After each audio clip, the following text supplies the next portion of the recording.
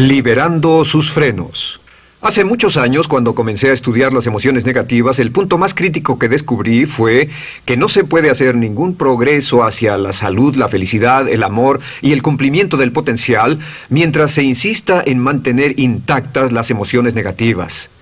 Y lo único bueno de las emociones negativas, si es que tienen algo de bueno, es que las emociones negativas no son permanentes. Lo dice hasta Sigmund Freud, no hay un lugar permanente para las emociones negativas en el subconsciente. En otras palabras, son visitantes indeseados. Son hábitos negativos o patrones de respuesta negativos que pueden eliminarse, y el punto inicial para eliminarlos es entender de dónde vinieron y entender cuáles fueron los factores causales, volviendo a la niñez temprana, que desencadenó el desarrollo de las emociones negativas y nos han dado como adultos una predisposición a ser negativos de una u otra forma. Esto nos lleva al condicionamiento de la niñez temprana. Recuerden que ya dijimos que el punto inicial de los patrones de hábitos negativos compulsivos e inhibitorios era la crítica destructiva. La crítica destructiva es el gran destructor. La crítica destructiva destruye a las personas en su interior y las deja caminando en círculos por fuera. Muchas personalidades han sido minadas y destruidas, mucha autoestima ha sido puesta de lado como resultado de la crítica destructiva más que cualquier otra cosa que podamos imaginar. La crítica destructiva es el gran asesino. Ahora, ¿por qué es eso tan malo? Sabemos que los niños en sus primeros años y al ir creciendo tienen una necesidad tremenda de amor y aprobación de sus padres. De hecho, muchos psiquiatras y psicólogos han dicho que la razón número uno de la enfermedad mental en los adultos es el retiro de amor o el amor no expresado. Sabemos que cualquier persona con prestigio, una persona que es importante para un niño, tiene un impacto enorme en ese niño, y los niños hasta la edad de 6 años tienen muy poca habilidad para discriminar entre una crítica válida y una crítica inválida. Lo que esto significa es que todo lo que diga un padre o un pariente mayor o una persona mayor, cualquier cosa que diga una persona de prestigio o una persona importante para un niño es aceptada como cierta. Es aceptada como una representación válida de la realidad. Si una madre dice eres un niño malo, o si un papá dice eres flojo, si alguien dice no eres dependiente, o si alguien dice que somos estúpidos o tontos o feos, el niño no tiene capacidad alguna para discriminar entre lo válido y lo no válido. Ese niño acepta eso como una verdadera representación de la realidad. Va más allá de la mente consciente, va directamente al subconsciente y ahí se queda. Muchos de nosotros como adultos aún estamos viviendo en base a la información negativa que recibimos cuando éramos niños. Y después como adultos, ¿qué decimos? Pues decimos así es como soy, o siempre he sido así, o algunas personas dirán, pues es de familia, tu padre era así, los hijos son así, tu madre era así, etc. ¿De dónde viene? Nada de estas cosas es de familia. Por ejemplo, cuando estaba creciendo, mis padres habían sufrido la depresión y la depresión les produjo un impacto enorme. Y cuando hablábamos de comprar algo, lo recuerdo muy bien, mis padres se ponían muy tensos y decían, no podemos pagarlo, no podemos pagarlo, no podemos pagarlo, no podemos pagarlo. Tenían una mentalidad de carencia, esta mentalidad de no podemos pagarlo toda su vida. Y luego yo crecí y aunque nunca he experimentado la depresión, y la mayoría de ustedes, 10, 20, 30, 40 años después, aún estamos diciendo, no puedo pagarlo, no puedo pagarlo, no puedo pagarlo. Aún tomamos como base esas frases críticas, esas frases emocionales que usaban nuestros padres. Tal vez sus padres les decían como mi padre me decía a mí una y otra vez, nunca acabas lo que empiezas, nunca acabas lo que empiezas. Nunca acabas lo que empiezas. Eres un flojo, nunca acabas lo que empiezas. Y cuando fui adulto tuve muchos problemas para acabar lo que empezaba. Al acercarme al final de la tarea, comenzaba a sentirme ansioso y buscaba cualquier excusa por posponerla o retrasarla. El segundo factor que nos predispone a emociones negativas es la falta de amor. Sabemos que las personalidades de los niños se desarrollan al grado en que reciben una alta calidad y una alta cantidad de amor de sus padres. Existe una relación de 1 a 1 entre la cantidad de amor, la calidad de amor y una personalidad sana. Ese amor negado o la privación de amor es la causa clave de la infelicidad, la negatividad y la enfermedad mental en los adultos. Para que un niño se sienta realmente amado, el niño debe tener padres con buenos conceptos, y la mayoría de nosotros tuvimos padres que fueron víctimas de sus padres, que a su vez fueron víctimas de sus padres. Un escritor famoso dice que todo el mundo es víctima de una víctima. Todos son víctimas de víctimas. Nuestros padres quisieron criarnos de la mejor forma posible, pero ellos mismos fueron víctimas de víctimas. Y para que un niño se sienta realmente amado, deben existir 3 condiciones. La condición número 1 es: los padres deben amarse a sí mismos.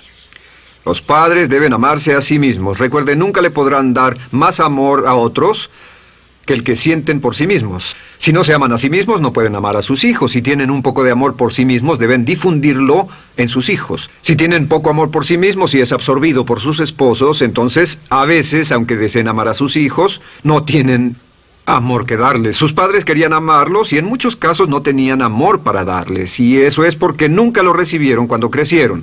El segundo requisito es: los padres deben amarse mutuamente. Para que un niño crezca sintiendo confianza en sí mismo, crezca sintiéndose amado, a salvo y seguro, debe crecer en un ambiente donde los padres se amen. No hay nada que le dé más temor a un niño que crecer en un hogar donde los padres peleen entre sí, donde los padres no se amen, donde haya dificultades, porque el niño siempre tiene una tendencia, primero que nada, ser una víctima, pues al niño se le grita y se le vocifera, y entonces cree que la razón por la que mamá y papá pelean es su culpa. Ahora, una investigación interesante: como hay muchas familias de un solo padre, la investigación interesante muestra que cuando uno de los padres se va como resultado de una separación o un divorcio, los niños que quedan invariablemente están convencidos de que la razón por la que el otro padre se fue se debió a algo que él hizo.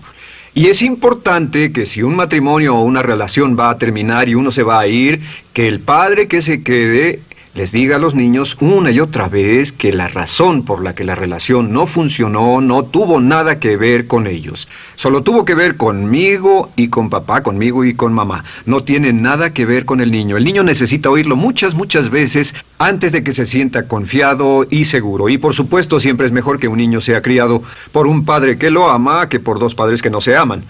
Una tercera condición que debe cumplirse si no quiere que exista la falta de amor es que los padres deben amar al niño. Los padres deben amar al niño. Bueno, esto parece muy obvio y muy lógico. La verdad es que, y esto es lo más difícil para usted y para mí como adultos, que ni siquiera lo pensamos, que es posible que nuestros padres no nos quisieron. No porque no lo intentaran, querían amarnos y tenían la intención de hacerlo, desde luego, etcétera, etcétera, pero simplemente como tenían conflictos mutuos y problemas sin resolver con sus padres, y sufrieron la guerra y la depresión, tenían que hacer carrera y otras responsabilidades, nunca lo lograron totalmente. ¿Entienden? Esa fue la dificultad. Lo deseaban, pero nunca lo lograron. La única forma en que puede amarse a un niño es pasando una gran cantidad y calidad de tiempo con el niño. Tiempo en gran cantidad y calidad con el niño. 10 minutos al día no bastan. Los niños se consideran valiosos según el grado en que las personas más importantes en su vida pasen tiempo con ellos. Si las personas más importantes en su vida, sus padres, solo pasan poco tiempo con ellos, los niños concluyen que la razón para ello es que tienen muchos defectos, que hay algo esencialmente malo en ellos y que por eso sus padres no pasan más tiempo con ellos. Los niños no piensan con la razón, lo hacen en forma emocional. Solo piensan: mi padre está aquí, me ama, y si no pasa tiempo conmigo, él o ella no me aman. Y si cualquiera de esas 3 condiciones existió o más cuando estaba creciendo, los padres no se amaban a sí mismos, o no se amaban mutuamente, o tal vez no lo amaban porque nunca lo lograron, aunque querían, entonces usted debe haber crecido en conjunción con la crítica destructiva que se llama culpa. ¿Y qué es la culpa? Pues simplemente la culpa es un sentimiento de no valer mucho. ¿De dónde sacamos este sentimiento? Lo obtenemos cuando continuamente gente importante nos critica en nuestra vida y simultáneamente no nos dan el amor que necesitamos. Sentimos que no valemos mucho o que no valemos nada. Y un sentimiento de culpa nos lleva a un sentimiento de falta de mérito, falta de valor y culpa. Y esa culpa, ese sentimiento de falta de mérito, es el mayor problema del siglo XX, la principal fuente de enfermedad mental. Es la fuente principal de los problemas en las relaciones, la fuente principal de enfermedad psicosomática, la fuente principal de la mayoría de los problemas que afectan a nuestra sociedad. Es el profundo sentimiento de culpa y falta de mérito que se expresa o se esconde en los pensamientos o en la actitud: no valgo suficiente, no valgo suficiente. No valgo suficiente. Ya hablamos de la autoestima y de lo importante que es. La autoestima significa me quiero mucho, me quiero mucho, me quiero mucho, me quiero mucho. Las personas que han sido criadas con críticas destructivas durante su vida no solo no se agradan a sí mismas, no sienten que sean lo bastante buenas para nadie, y en muchos casos están llenos de odio por sí mismos. Se odian a sí mismos, se autocondenan o se detestan. Y verán que esto sale en sus conversaciones y sale en sus relaciones con otras personas. Las personas que no se quieren a sí mismas, aunque quieran tener buenas relaciones, simplemente no son capaces de ello. Las personas que piensan que no son buenas para nada siempre lo hacen aflorar, siempre será un problema. Ahora, ¿cuál es la razón principal de la culpa? ¿De dónde viene la culpa? La culpa viene de 3 fuentes negativas: padres negativos, influencias negativas o religión negativa. Una de las 3. Cualquiera de estas 3 usa la culpa. De la culpa se valen y aprovechan, en especial los padres y las organizaciones religiosas, por 2 razones. Una es el castigo. La culpa se usa para castigarnos. Cuando estamos creciendo, el castigar es la forma más fácil de hacer que uno se sienta mal. Nuestros padres nos hacen sentir mal castigándonos físicamente o sermoneándonos o regañándonos. Y el castigo es una forma muy eficaz de irnos conformando o de conseguir que hagamos lo que los demás quieren. La segunda razón por la que se usa la culpa cuando se practica en forma consciente, y algunas organizaciones la practican así, es para tener más control emocional en especial, porque se puede controlar a una persona emocionalmente con culpa y manipular su comportamiento. Hay muchas organizaciones que usan la culpa como una herramienta de control y manipulación. Si puede controlar a las personas con suficiente fuerza y en forma emocional, puede conseguir su dinero, puede conseguir su tiempo, puede conseguir su compromiso, demandar sus recursos, etc. Muchas organizaciones usan la culpa para aplicar un castigo. Muchas organizaciones de caridad que se anuncian por televisión, en especial las de causas benéficas que involucran a niños o a personas incapacitadas, usan un sentimiento de culpa. A usted le va tan bien que debe sentirse culpable por estas personas que sufren. O envíenos algo de dinero y eso se encargará de su culpa por un momento hasta que lo incluyamos en nuestra lista de correo, etc. Y la culpa es un estándar. ¿Por qué se usa tan comúnmente? Pues primero que nada porque casi todos nosotros la tenemos en mayor o menor grado. Y número 2, es fácil. La culpa es fácil. ¿Por qué nuestros padres la usan con nosotros? ¿Por qué nuestras madres la usan con nosotros? Nuestras madres pueden controlarnos con la culpa en un cuarto repleto. Nuestra madre puede controlarnos a miles de kilómetros por teléfono. Los padres usan la culpa en sus hijos porque sus padres usaban la culpa en ellos y así sucesivamente. Es lo más fácil. No existe un esfuerzo físico. Puede hacerse con una mirada o de reojo o una palabra. Ya sabe que las personas siempre buscan lo más fácil. Esté alerta. Ustedes han sido criados en un ambiente donde se les ha hecho sentir culpa y casi todos lo vivimos.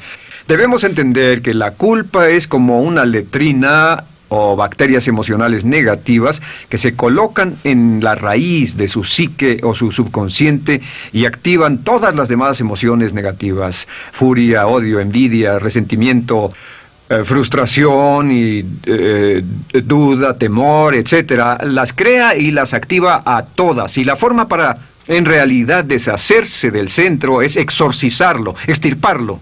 Y es lo que vamos a hacer el resto de esta sesión. Primero, ¿cómo podemos saber si nos criaron con sentimientos de culpa?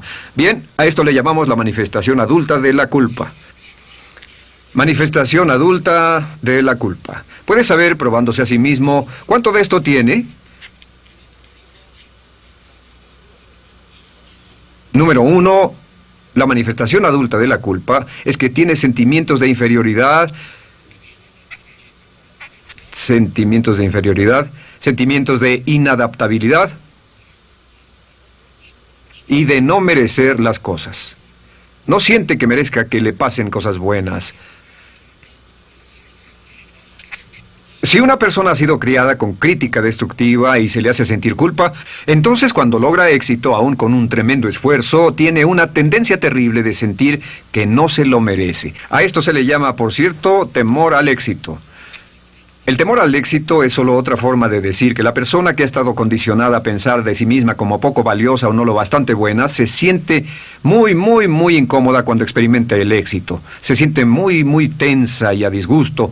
Realmente si sienten demasiada tensión, comienzan a aspirar cocaína, a beber demasiado alcohol, se enredarán en comportamientos autodestructivos, tendrán una sensación tremenda de ansiedad, como si alguien fuera a descubrir algo de ellos. Hay un libro en la librería que dice, si me está yendo tan bien, ¿por qué me siento como un impostor? Tienen el llamado síndrome del impostor.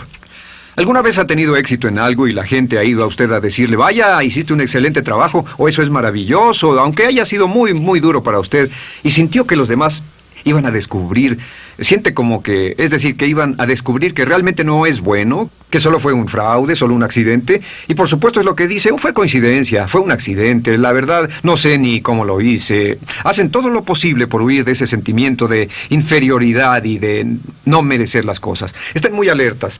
La segunda manifestación adulta de la culpa es la autocrítica destructiva. Hay una línea de un gran poeta que dice, aquellos a quienes se les hace mal, hacen mal a su vez.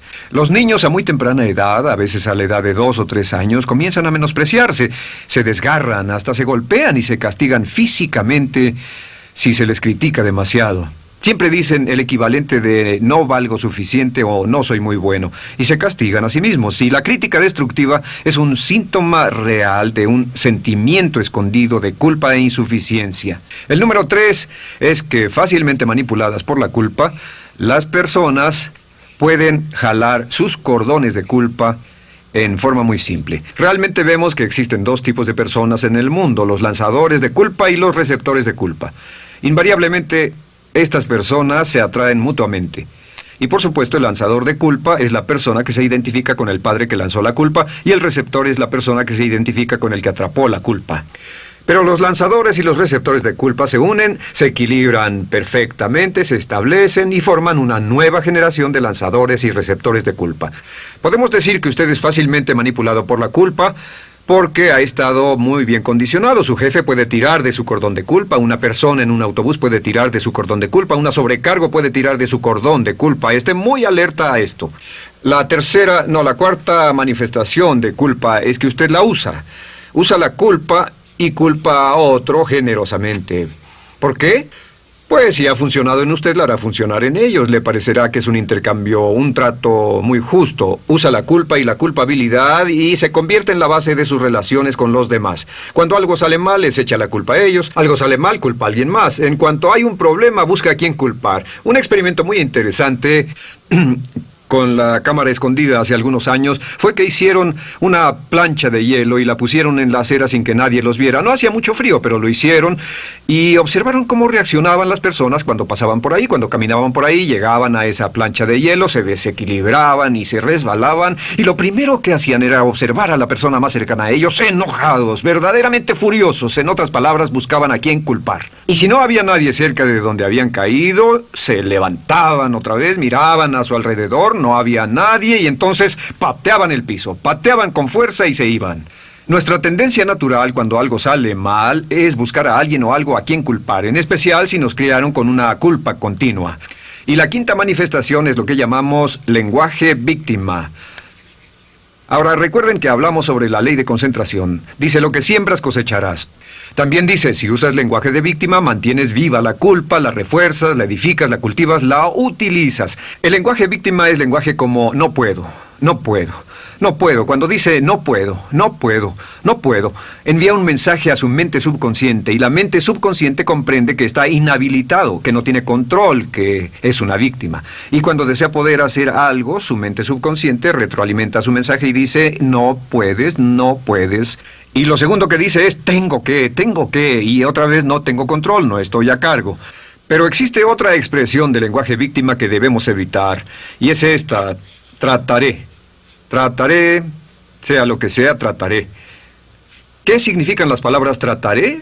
Pues déjenme decirles qué significan. Significan voy a fracasar y lo digo anticipadamente para que no me vengan con represalias. En otras palabras, dice trataré de llegar a tiempo, pero lo que está diciendo es tal vez llegue tarde y no pueden reclamarme porque dije que trataría. Cuando una persona dice trataré, está disculpando su fracaso por anticipado. Si fuera al doctor y el doctor lo examinara, lo auscultara y le dijera, pues está en pésimas condiciones, tendremos que intervenir, debemos llevarlo al hospital ahora mismo, me sorprende que haya llegado aquí. Usted dirá, bueno doctor, espero que haga un buen trabajo. Y él dice, trataré. Si él dice eso, usted seguramente buscará otro médico. O si va a un abogado. Lo culpan de algo y va a un abogado y le presenta su caso y dice, oiga, va a defenderme, y él dice, trataré. ¿Qué está diciendo? Está diciendo, escuche, he estudiado el caso y por lo que veo no hay mucha esperanza, pero lo tomaré de todos modos. Trataré son los que tratan de conseguir que les pague por anticipado. Otro juego de palabras que no debe usar. Por cierto, con respecto a trataré, lo que debe decir es lo haré o no lo haré. No trataré. Si alguna vez en nuestro negocio, tenemos un negocio muy activo, si llamamos a alguien y le pedimos alguna cosa o algún trabajo y dice trataré de conseguirlo para el viernes o trataré de terminarlo a tiempo, al instante sabemos que lo que quiere decir es que quiere sentirse libre, no comprometerse.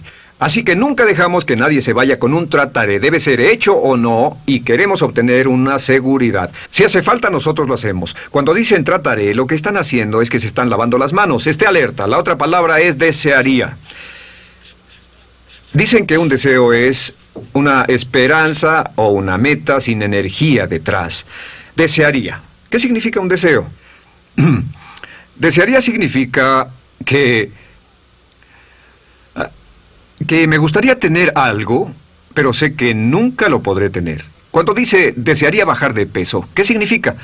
Las palabras no dichas son, pero sé que no puedo. ¿Por qué no? Por las excusas que tiene y el metabolismo que tiene y los problemas, etcétera. Siempre hay razones por qué debe salir, etcétera. Desearía dejar de fumar, desearía estar en forma. Desearía, desearía, desearía. Cuando usa la palabra desearía, le muestra al subconsciente que esto es algo que no cree que le sea posible lograr o adquirir. Entonces el subconsciente descarta completamente esto como meta y no le da energía, ni motivación, ni impulso, ni deseo de lograrlo. Así que esté muy alerta al lenguaje víctima. Esté alerta a la expresión sí, pero. O lo haría, sí, pero. Alguien le dice, haga esto, y usted dice, sí, pero. La palabra pero, por cierto, es el gran borrador. Si una persona le dice, podría incrementar sus ingresos o incrementar su rendimiento, ser una persona mejor o más feliz o bajar de peso o lo que sea, no importa. Y usted dice, sí, pero. Lo que está diciendo es que está borrando toda la aseveración que ha dicho antes. Manda un mensaje a su subconsciente que dice, no hay posibilidad. Y no hace esfuerzo, no otorga energía, no ejerce capacidad alguna hacia el logro de esa meta. Y las personas que han sido criadas con culpa tienen 5 cualidades o 5 manifestaciones de adultos. Una es que se sienten inferiores, se sienten inadecuadas, sienten que no merecen que les pasen cosas buenas. Estén muy alertas a eso. El número 2... se autocompadecen continuamente, usan la autocrítica destructiva. El número 3, usan la culpa y la culpabilidad en ellos y en otros. El número 4, son manipuladas por la culpa. Y número 5, usan lenguaje víctima. Así que, ¿cómo nos deshacemos de la culpa? ¿No es sorprendente cómo se aclara esto? Este pizarrón, todo se borra. Tengo una varita mágica cuando me voy a sentar al escritorio. Entonces, ¿cómo nos deshacemos de la culpa? Para deshacerse de la culpa...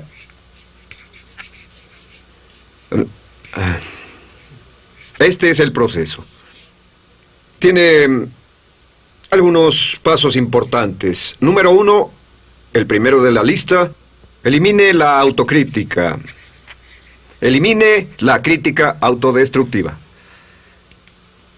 En otras palabras, nunca diga nada destructivamente crítico de usted mismo. No lo diga. Esta es la regla básica. El subconsciente acepta lo que diga usted como cierto, como un mandato. Así que no diga nada de sí mismo que no desee sinceramente que sea cierto. No diga estoy cansado, estoy gordo. No diga no puedo o debo. No diga nada a menos que quiera que sea cierto. Las palabras que van después de la palabra yo son las palabras que su subconsciente registra como mandatos, excepto cuando dice yo desearía o lo intentaré. Así que elimine la crítica destructiva. Siempre hable en términos positivos sobre usted. Me gusta mi persona, puedo hacerlo, lo haré, escogí hacerlo, pero nunca diga no, no puedo. Número 2 es no dejarse manejar por la culpa. Rehúse ser manejado por la culpa. Porque cada vez que le permita a alguien que lo manipule por la culpa, ¿sabe qué pasa?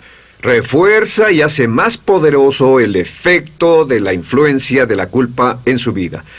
Cuando yo crecí, debo decir que yo crecí en una familia que estaba muy influenciada por la religión negativa. Realmente mi madre, Dios la bendiga, tenía un cinturón negro en el pecado e hizo un trabajo verdaderamente soberbio en ello. Y yo tardé en sobreponerme. Cuando me casé con Bárbara, ella también venía del mismo tipo de familia y recapacitamos. Hay una hermosa respuesta cuando uno de los dos caía de nuevo en los viejos patrones. Decía, no tratas de hacerme sentir culpable, ¿o sí? No tratas de hacerme sentir culpable, ¿o sí? Solo diga, no tratas de hacerme sentir culpable, ¿o sí? Y no deje que las personas lo manipulen usando la culpa. El número 3, no use la culpa o la culpabilidad y anuncie que no va a usarla. No la use en otras personas y permita que sus hijos o su cónyuge digan lo mismo. No tratas de hacerme sentir culpable, ¿o sí? Repítalo una y otra vez. Y si la otra persona le dice eso es lo que trato, contéstele no va a funcionar. Y no funcionará. Es que la culpa solo funciona mientras usted no sepa que está siendo usada en usted. El número 4 es lo que llamamos la ley del perdón. Es la más importante de todas. Realmente es el centro, es el meollo de toda esta sesión. La ley del perdón simplemente dice que usted está sano mentalmente hasta el grado en que pueda perdonar libremente y olvidar las ofensas. Que su habilidad para perdonar a los demás es la clave que determina su felicidad y su éxito en la vida. Su habilidad para perdonar a los demás es la única forma de eliminar la culpa. Su disponibilidad para perdonar a los demás y olvidar ofensas es el determinante más importante de si usted está o no totalmente integrado y es un adulto que funciona como ser humano. Porque la tendencia de culpar y de guardar rencores es una tendencia patológica infantil que la poseen todas las personas que están enfermas mentalmente. La habilidad para olvidar, para perdonar libremente, es la marca del ser humano realmente iluminado. Ahora, acepte eso como real. Hay 4 personas a las que debe perdonar. Número 1, perdone a sus padres. Perdone a sus padres por todo lo que le hayan hecho para herirlo. La mayoría de nuestras investigaciones muestran que casi todos nuestros problemas como adultos se remontan a no estar dispuestos o no poder perdonar a nuestros padres por algo que hicieron que nos hirió. Perdónelos un 100%, escríbales, llámeles por teléfono, dígales, o cuando menos perdónelos en su corazón, pero perdone a sus padres. Número 2, perdone a los otros. Perdone a todos los demás. Perdone a todos los que lo hayan herido de algún modo, por cualquier cosa, y déjelo así. Ahora, hay muchos que dicen no puedo perdonar a esa persona por lo terrible que me hizo. Pero recuerde esto, el perdón es perfectamente egoísta. El perdón no tiene nada que ver con la otra persona, solo tiene que ver con su paz mental y con su propia integridad mental. Número 3, perdónese a sí mismo. Perdónese por todas las cosas débiles, tontas, insensatas y estúpidas que haya hecho, porque todas las personas han hecho cosas tontas, insensatas, estúpidas y ridículas, pero perdónese en un 100%. Y finalmente, la última parte de esto, si ha hecho algo que hirió a alguna persona, vaya a disculparse. Es sorprendente el hecho de vidas que se arruinan año tras año por personas que no tienen la fortaleza intestinal, las agallas y el valor para decir lo lamento. Una de las cosas más importantes es desarrollar carácter hasta el grado en el cual hacemos las cosas que son muy difíciles para nosotros, hasta el grado en el cual hacemos las cosas que sabemos que están bien, aunque sean difíciles, en especial cuando son difíciles emocionalmente. Y la clave para deshacerse de la culpa, la clave para ser una persona total y completamente positiva, es perdonar a los demás. Perdone a las personas con quienes ha sostenido una relación. Perdone a sus jefes anteriores. Perdone a los amigos que lo han herido. Perdone las inversiones que estuvieron equivocadas. Perdone a los jefes que lo despidieron. Perdone a sus padres. Perdone a todo el mundo. Desarrolle una actitud hacia la vida con la que rehúsa guardarle rencor a los demás. Solo repita una y otra vez: los perdono a él o a ella por todo. Los perdono por todo. Los perdono por todo. Y eso es todo. La clave para librarse de las emociones negativas es rehusarse totalmente a continuar con cualquier situación negativa. No olvide que es un acto muy egoísta y será tan egoísta como usted quiera. El acto del perdón lo libera y libera a la otra persona y le garantiza que se moverá rápidamente hacia el cumplimiento de su potencial. Para tener éxito, una mujer debe ser mejor en su trabajo que un hombre.